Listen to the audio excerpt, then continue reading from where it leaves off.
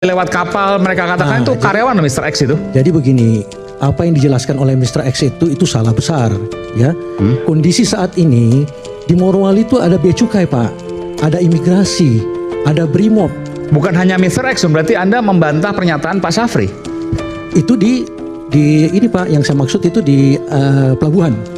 Tapi di dalam itu kan pelabuhannya di dalam komplek yang sama, Pak. Bukan, Pak.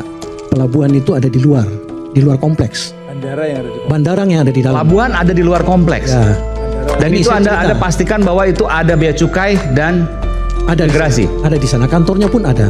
Oke.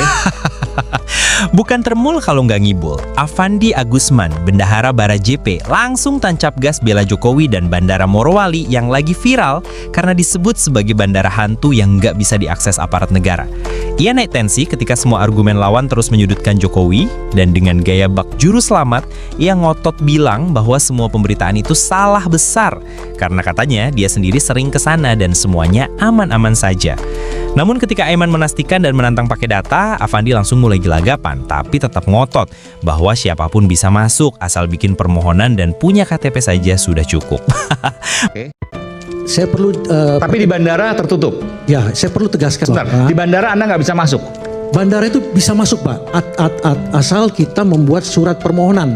Anda bisa masuk. Datang masuk. Anda pernah masuk? Jadi Nggak, sebentar, saya tanya, Anda pernah masuk? saya pernah sampai di pintu gerbangnya karena waktu itu Anda lihat landasannya? landasannya ada.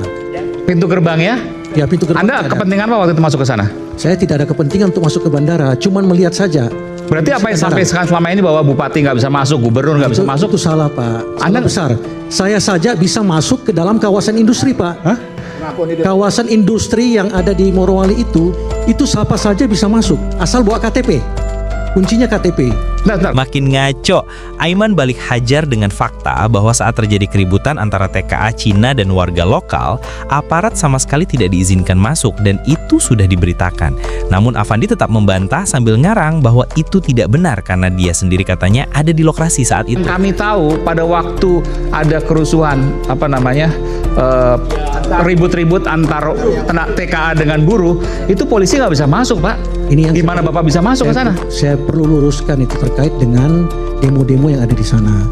Demo-demo yang ada di sana itu, Pak, karena kejadian K3, kejadian kecelakaan. Bukan, pertanyaannya bukan itu, Pak. Pertanyaannya pada waktu ada demo, kemudian ada clash antara TKA dengan dengan tenaga kerja di Indonesia di sana, polisi nggak bisa masuk. Bisa masuk, Pak. Saya lihat di dalam. Coba. Saya ada di sana.